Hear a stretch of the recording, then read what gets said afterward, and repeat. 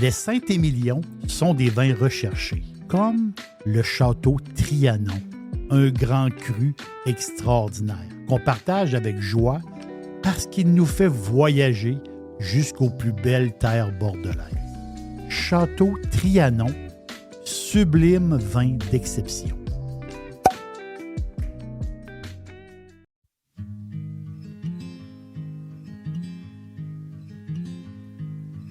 Darling, you know that I want things to go our way.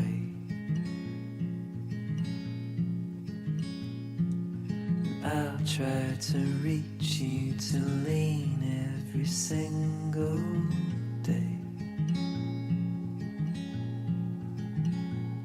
I wanna be somebody that you wanna love. Don't wanna reach far, another wanna color your world. Aujourd'hui, on va parler de l'eau. Les grands lacs, l'immensité. Chez nous, le plus grand lac, ça c'est dans notre chez nous. Mais le plus grand lac au Québec, c'est le lac Mistassini. Mistassini qui est à 80 km au nord de Chibougamau. Mistassini, qui est une mer intérieure. Sa longueur, c'est incroyable comment c'est grand, le lac Mistassini. Ça représente la distance entre Trois-Rivières et Montréal. C'est immense. Et à une profondeur de 180 mètres. Donc, c'est vraiment une grande, grande mer intérieure, le lac Mistassini. C'est fascinant. C'est fascinant. De l'espace, hein? C'est des grands espaces. Et juste à côté, le grand lac Albanel. Ici, on voit des images de l'espace. On voit deux grandes bandes bleues, magnifiques. Les images de l'espace du lac Mistassini et du lac Albanel, c'est vraiment beau. C'est vraiment beau. Imaginez, le lac Saint-Jean arrive en 4e place des grands lacs de notre chez nous. Mais il y a les lacs et aussi il y a les réservoirs. Les réservoirs, c'est des grandes étendues d'eau qui sont le résultat de l'accumulation de l'eau, l'eau qui a été régulée par les barrages. Donc, c'est des terres qui ont été inondées et ça fait des immenses, immenses réservoirs. Le plus grand réservoir québécois, c'est Kaniapisco, qui est relié au complexe La Grande. C'est vraiment impressionnant, là. C'est 4300 km². C'est fou, c'est grand, c'est incroyable.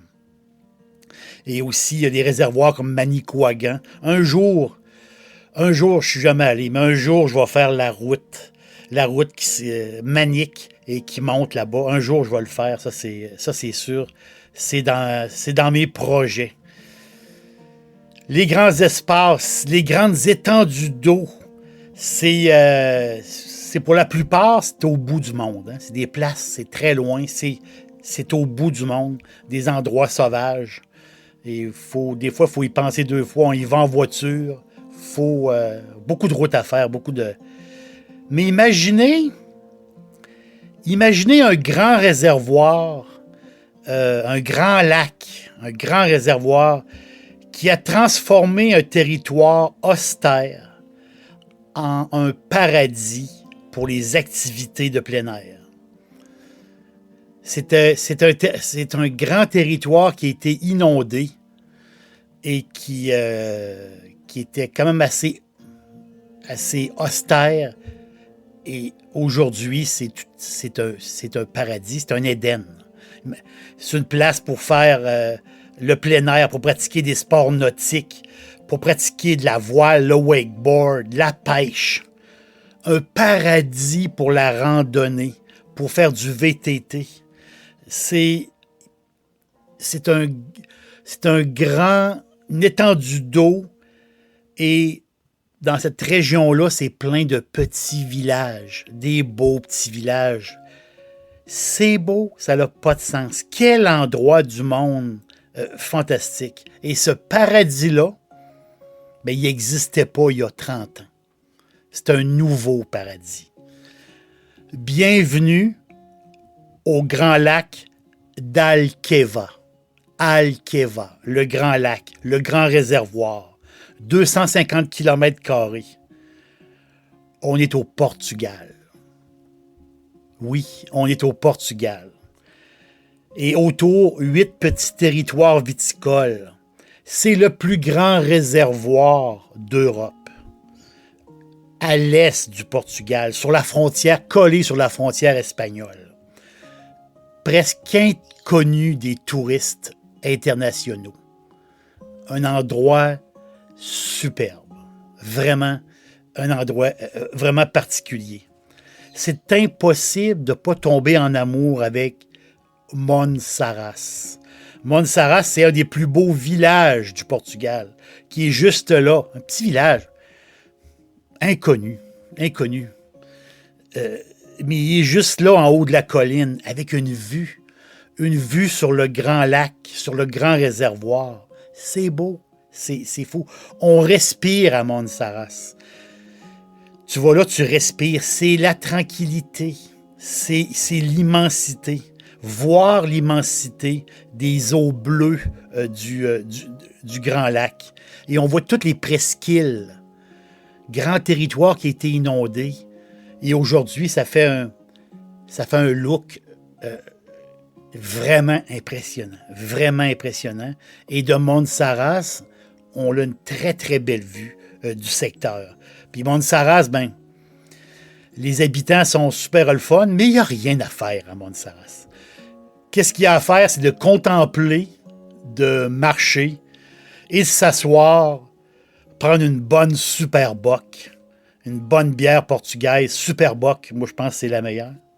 Donc prendre une bonne super bock, relaxer, contempler. Ben, c'est ça Monsaraz. C'est ça le grand lac portugais. C'est ça. Et c'est pas là qu'on va passer la nuit. On va passer la nuit la nuit dans un hôtel rural à Vidigueira, pas loin de là. Un wine hotel près du petit fleuve qui passe là, le Guadiana. Le Guadiana, ben, c'est un petit fleuve qui court. Je dis petit, pas par sa longueur, petit par sa largeur.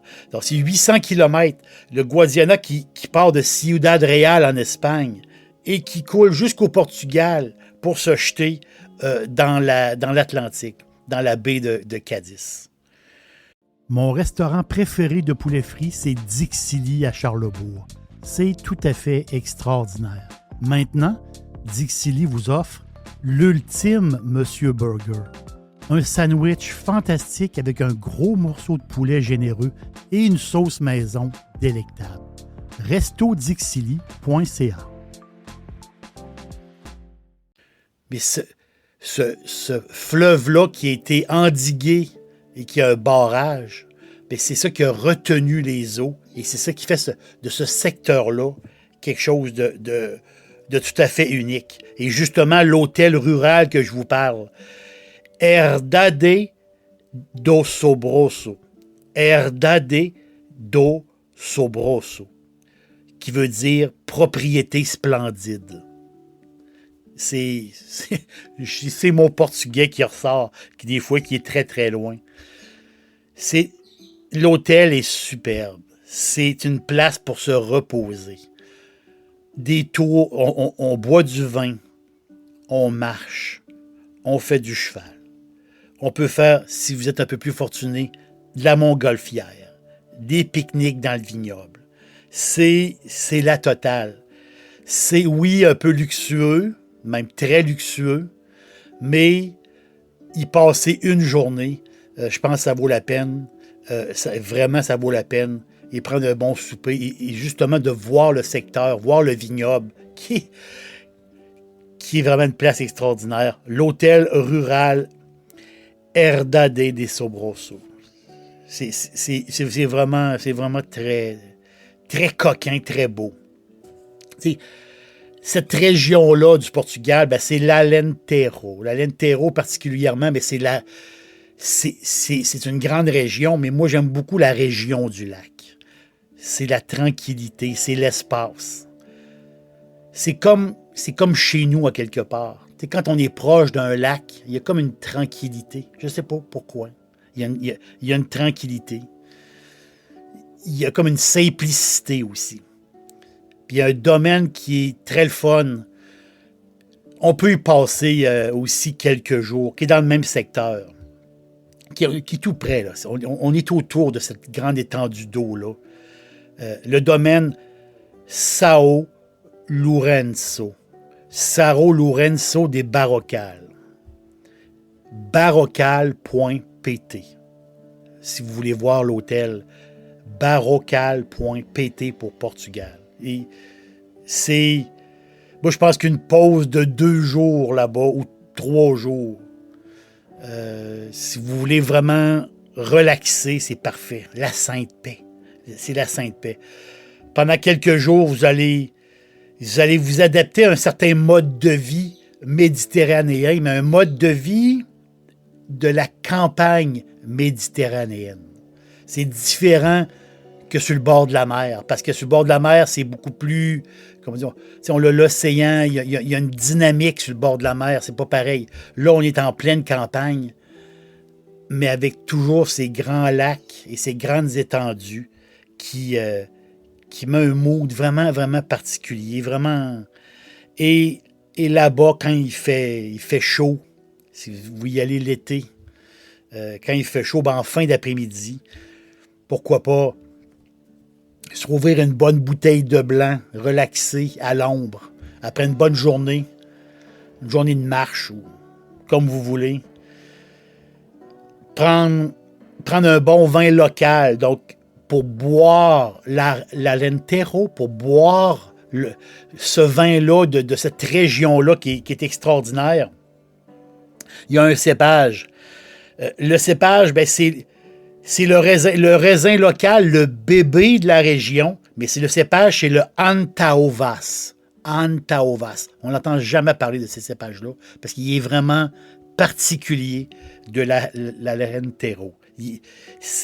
Qui donne un vin très odorant et très fruité. Donc, Antaovas. Et si je vous parle de l'Alvarino aussi, qui est un raisin qui est à la base des Vinho Verde. On connaît les Vinho Verde, il y a beaucoup d'Alvarino à la base des Vinho Verde, qui est un peu surette, qui donne des fois même un petit, le noyau de pêche un peu, là, qui tire sa pêche.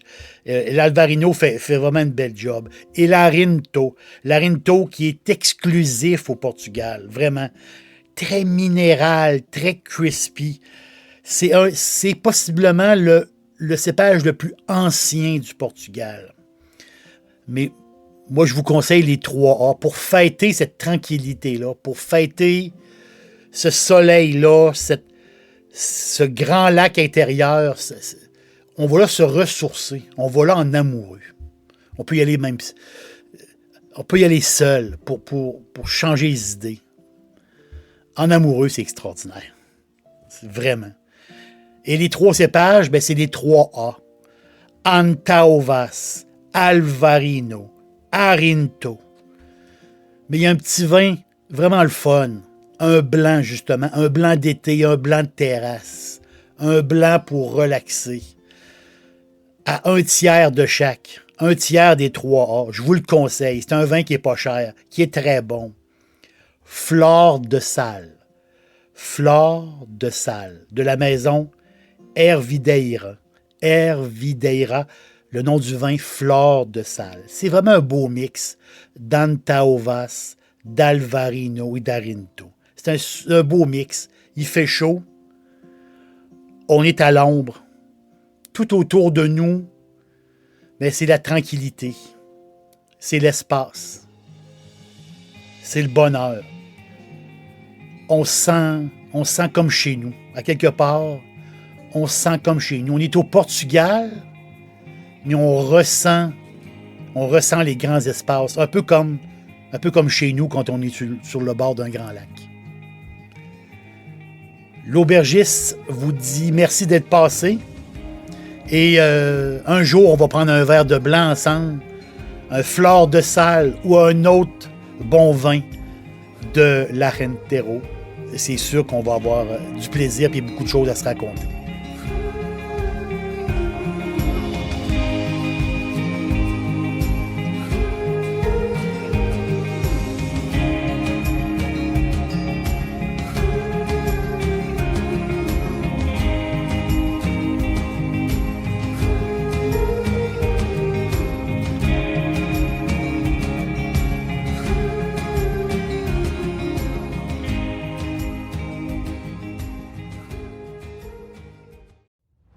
J'adore cuisiner et c'est toujours facile avec Firebarn. Les sauces barbecue, les épices, les condiments, comme la meilleure moutarde baseball. Et j'ajoute toute la gamme des sauces piquantes. Tous les jours, c'est parfait en supermarché ou sur firebarns.com.